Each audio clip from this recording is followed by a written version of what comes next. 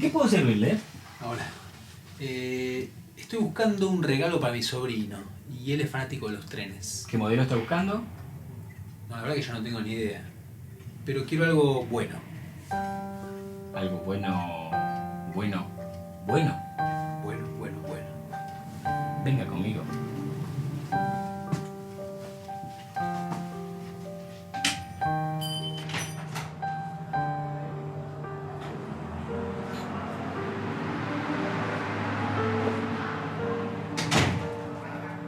Este es un lugar de culto. Ya veo. Está tremendo.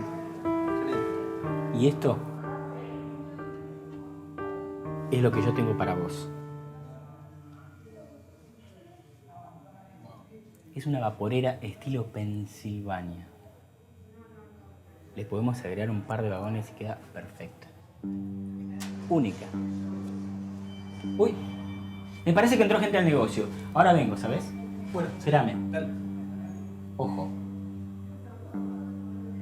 Que esta maqueta es muy especial. Sí, claro.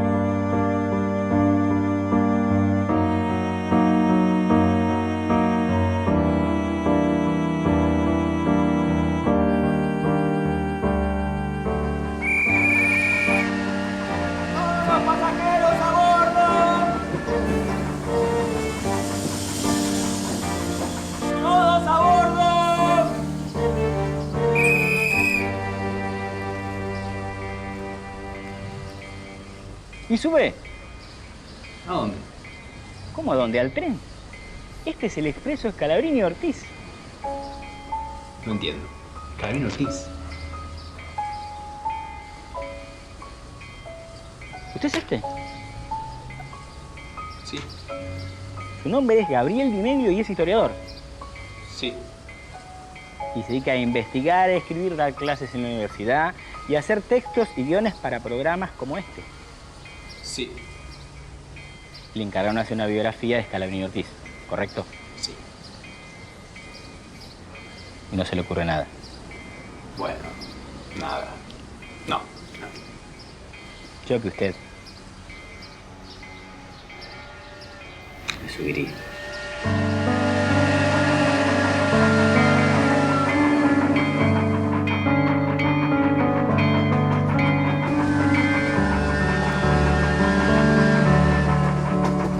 Aunque nació en Paraná, su ciudad fue Buenos Aires.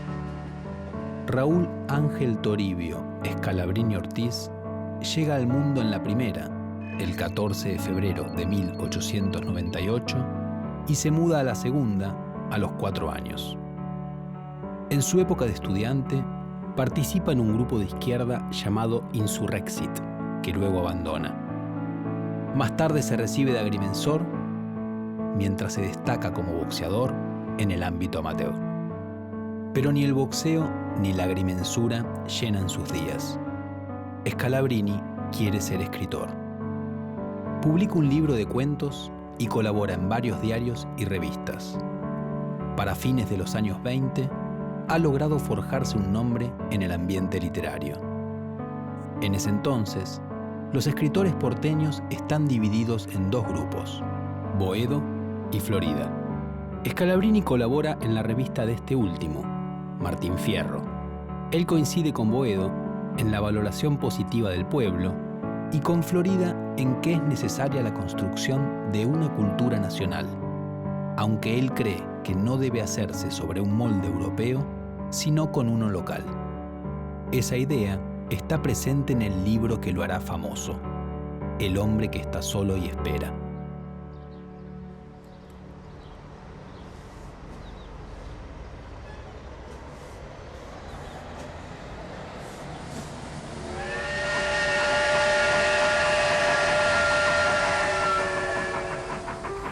Damas y caballeros, tengan todos muy buenos días.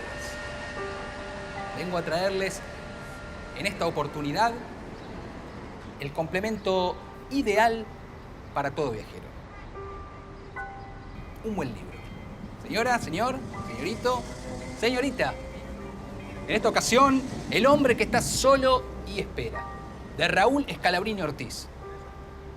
Esta es una obra que habla del amor, habla de la amistad, habla también de la política, de la tragedia sexual de Buenos Aires.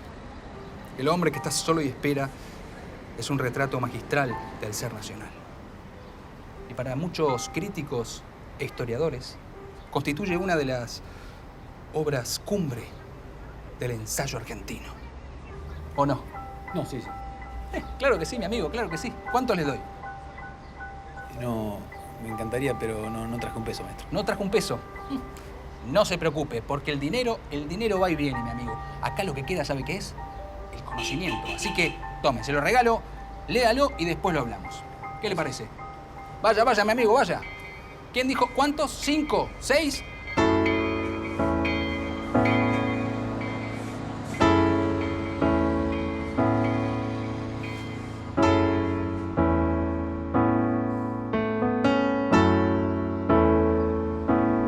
El hombre que está solo y espera es originalmente una novela, pero se transforma en ensayo a instancias de su editor, Manuel Gleiser. El éxito es inmediato, recibe un premio y las ediciones se agotan. Se lo considera una Biblia porteña, afirmación que aparecerá en el subtítulo del libro en las siguientes ediciones. El personaje, una especie de Martín Fierro urbano que se encuentra en la esquina de Corrientes y Esmeralda, es presentado por Scalabrini como el arquetipo del hombre porteño, y al ser la ciudad la guía del país, del ser nacional.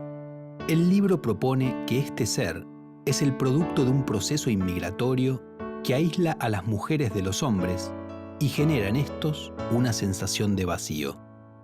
Su idiosincrasia está compuesta por el tango, la tensa relación entre los sexos, el café y el deporte. Por eso la esencia de la ciudad, y entonces del país, está en el centro de Buenos Aires, en la esquina del tango, el café, la literatura y el boxeo, y no en los barrios o en la tierra. Pero el desarrollo de esa esencia nacional fue impedido por la traición de los intelectuales y las clases dominantes, y por las trabas puestas por el imperialismo.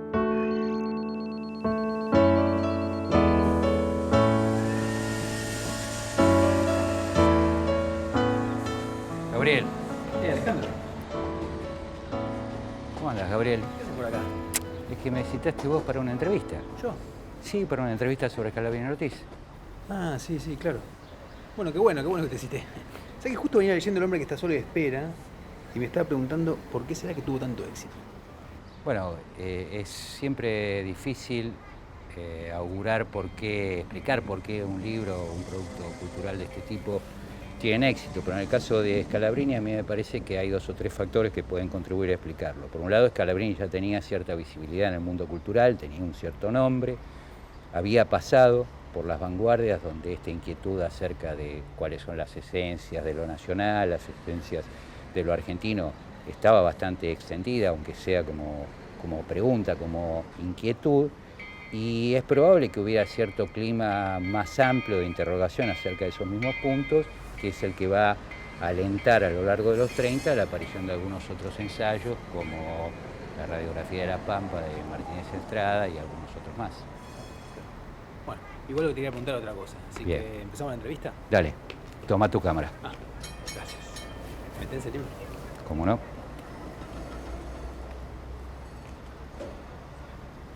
¿Listo? Listo. ¿Te parece que se puede considerar a Scalabrini Ortiz un nacionalista?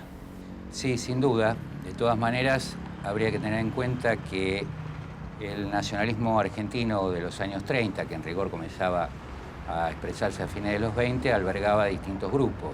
Uno podría reconocer un nacionalismo que es casi un conservadurismo radicalizado, preocupado por mantener el orden social tradicional, un nacionalismo más cercano a las posiciones filofascistas e incluso en ocasiones simpatizante con el régimen nazi, un nacionalismo más extremo.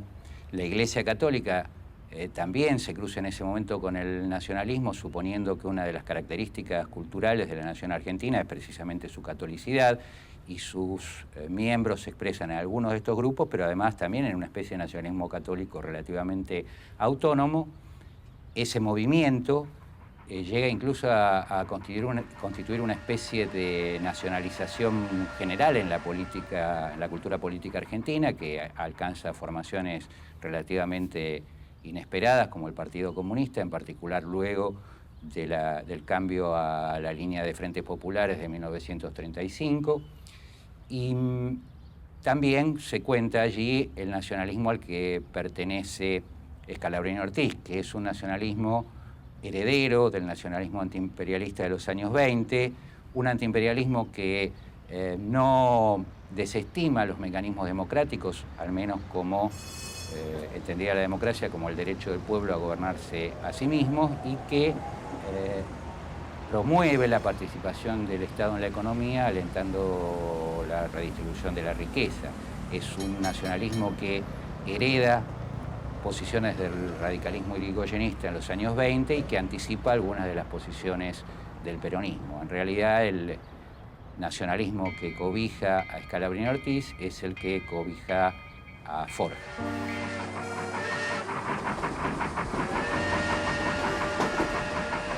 Hasta 1930, Scalabrini Ortiz tiene muy poca participación política. Ese año se muestra indiferente ante el golpe militar contra Hipólito Yrigoyen, pero pronto se vuelve un tenaz opositor al gobierno del general Uriburu, al que considera ligado al imperialismo. Por esa razón, en 1931, es despedido de su trabajo en Noticias Gráficas. Scalabrini cree que en la nueva coyuntura es necesario involucrarse. Estudia economía para comprender la base sobre la que se ha construido el país, que con la crisis mundial ha mostrado la fragilidad de su modelo agroexportador, y empieza a buscar los medios políticos para luchar contra lo que él ve como los impedimentos del desarrollo de la esencia nacional, el imperialismo y sus aliados locales. En 1933 participa de un fallido levantamiento militar de los radicales contra el gobierno de Agustín Justo. Este le da a elegir entre el destierro y la prisión. Decide partir y antes de hacerlo, en enero de 1934, esposado y con la policía de testigo, se casa con Mecha Comaleras. Primero viajan a Italia, donde han editado su libro y le deben derechos de autor. Conoce allí, de primera mano, el fascismo de Mussolini. Luego, recala en Alemania.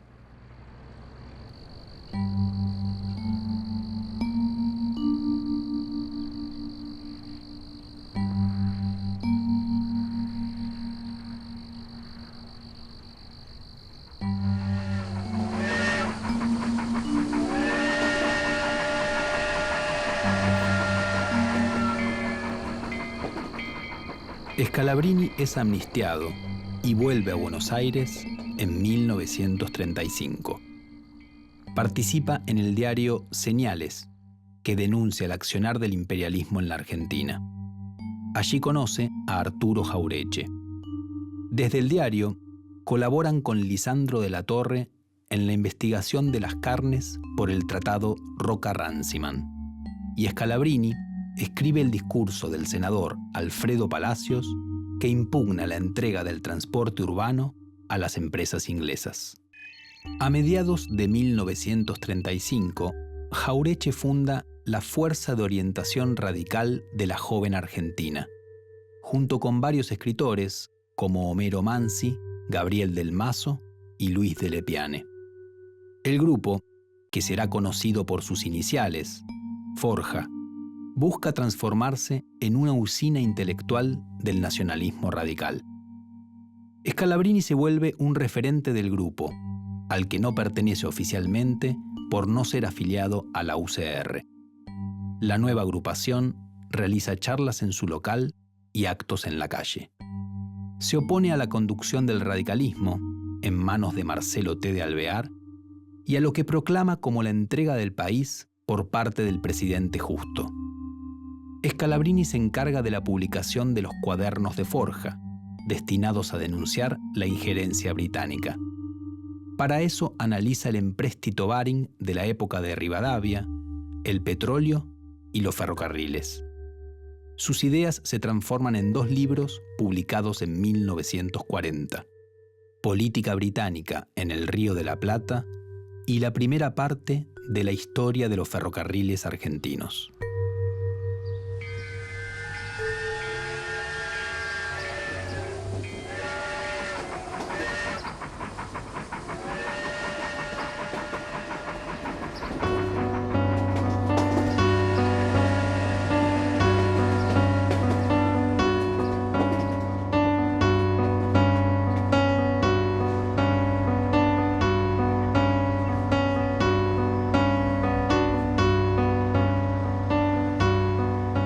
En sus textos sobre el imperialismo británico, Scalabrini atacó a la figura de George Canning, celebrado en Argentina porque había sido el primer ministro que en 1826 reconoció la independencia del país. A partir de la obra de Scalabrini, Canning se convirtió para muchos en el prototipo del imperialista.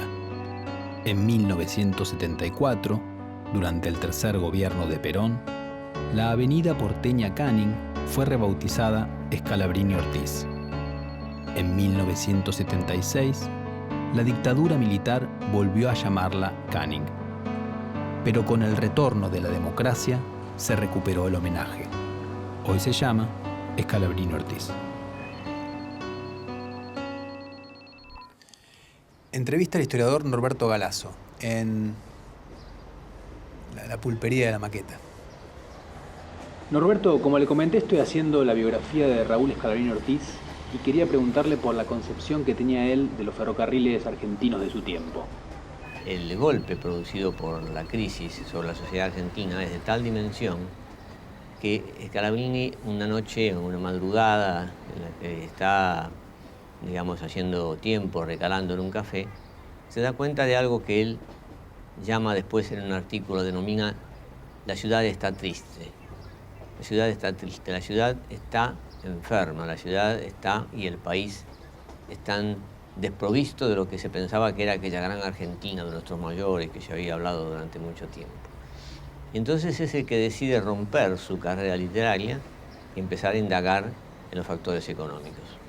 Esa indagación de los factores económicos lo lleva a analizar los frigoríficos, las grandes casas de comercio, la importación, la exportación, y cuando llegan los ferrocarriles se encuentra con que los ferrocarriles tienen un trazado que es un trazado en abanico, es decir, el litoral hacia Buenos Aires, el central Córdoba a Rosario, Rosario a Buenos Aires, el Pacífico, Mendoza a Buenos Aires, el sur, Bahía Blanca, Mar del Plata hacia Buenos Aires. Es decir, ese trazado en abanico, leyendo a Alan Huth, que era un marxista inglés, él llega a la conclusión que es un trazado de economía complementaria. Es un trazado que abona una política dependiente. Se trata de llevar las materias primas al puerto para que los barcos ingleses las lleven al consumo de los británicos y traer de vuelta los artículos manufacturados, con lo cual el país queda condenado a no tener industria, a no tener desarrollo pesquero, a no tener desarrollo minero. Es decir, queda condenado a lo que Scalabrini llamaba el primitivismo agrario.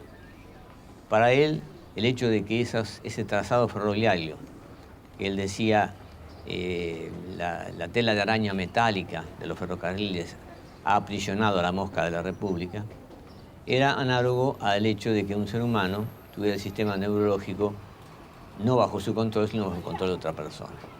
Es decir, esto impediría toda autonomía, impediría todo desarrollo propio. A partir de ese momento es cuando él se lanza con una consecuencia extraordinaria y un coraje magnífico, porque rompe con todo el mundo del periodismo y se lanza profundamente a la investigación. La investigación la centra en la cuestión ferroviaria y toda su lucha posterior hasta la nacionalización. Bueno, perfecto. Muchas gracias, Norberto, estuvo clarísimo, la verdad. Gracias. Apurate que se te va el tren. ¿Yo tengo que ir a ese? Sí. En 1939 estalla en Europa la Segunda Guerra Mundial y ella trae un nuevo tema de interés para Scalabrini Ortiz, la neutralidad. Cree que si Argentina participara en la guerra, como proponen muchos, solo ganaría miles de muertos y más sujeción al imperialismo inglés. Arriesga sus magros ahorros en la creación del diario Reconquista, donde escriben forjistas, nacionalistas y comunistas. El único requisito es defender la neutralidad. Es acusado de ser pro-yanqui y pro-nazi a la vez. Ahogado financieramente, Reconquista cierra a los 41 días de su aparición. El fracaso del diario lo deja en una precaria situación económica.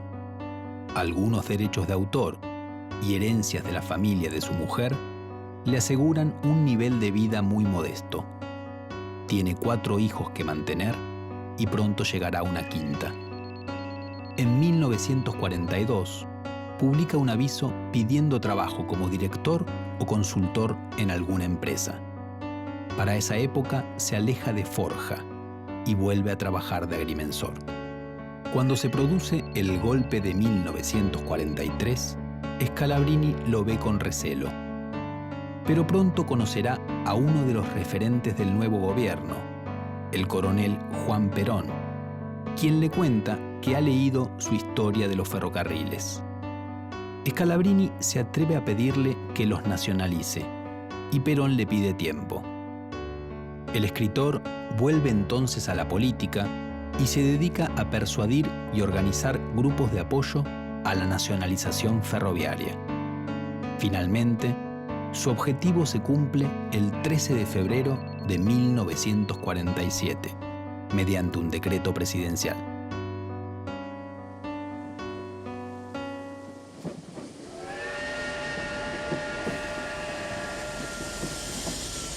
¡Todos a bordo!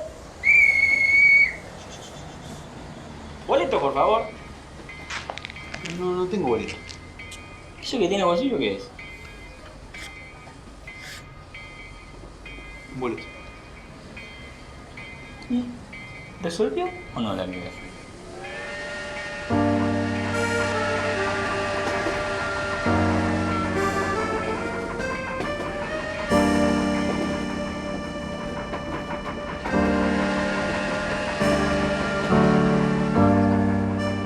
Durante los años peronistas, Scalabrini se encarga de la mensura de unas tierras expropiadas en Gualeguaychú para ser entregadas a colonos. Luego de rechazar la dirección de los ferrocarriles, se vuelca a la actividad privada para asegurar su economía personal. Su apoyo al peronismo se enfría por el ingreso del país a las Naciones Unidas, que ve como una claudicación ante el nuevo imperialismo estadounidense. Pero nada dice públicamente, para no dar margen a los opositores. Luego del golpe de Estado de 1955, Scalabrini regresa a la escritura para defender la industria nacional, frente al embate de los economistas liberales. En 1958, apoya la candidatura a presidente del desarrollista Arturo Frondizi, con el fin de preservar la economía nacional. Su adhesión se mantiene hasta que Frondizi firma contratos petroleros con empresas extranjeras. Por su parte, Perón considera a Scalabrini parte fundamental de su movimiento y le pide que convoque a los intelectuales para luchar por las conquistas sociales. Pero el escritor se está quedando sin fuerzas. Arrastra años de problemas pulmonares y el cáncer lo vence el 30 de mayo de 1959, a los 61 años.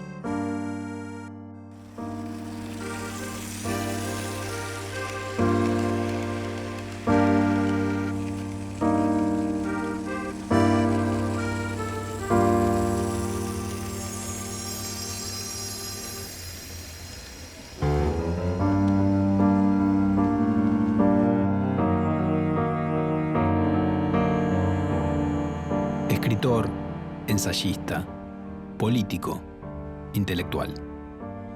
Cientos de páginas llevan su firma. Decía de sí mismo que era uno cualquiera que sabe que es uno cualquiera. Sin embargo, sus ideas marcaron a fuego a la Argentina de su tiempo. Y más allá. Aún hoy, muchos argentinos piensan su país tal como él lo pensaba.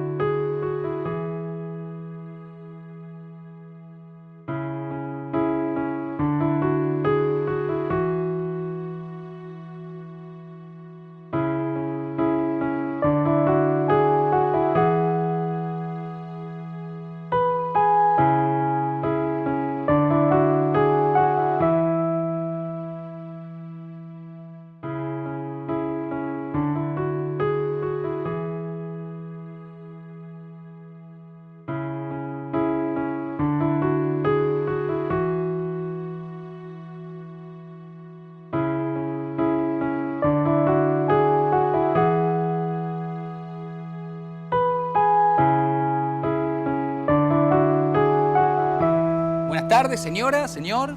Les robo un minuto de su amable atención para ofrecerles en esta oportunidad una obra clave del pensamiento de los convulsionados años 60. Apuntes para la militancia de John William Cook, libro en el que Cook indaga en la historia argentina los orígenes del peronismo. Señor, ¿se lleva uno?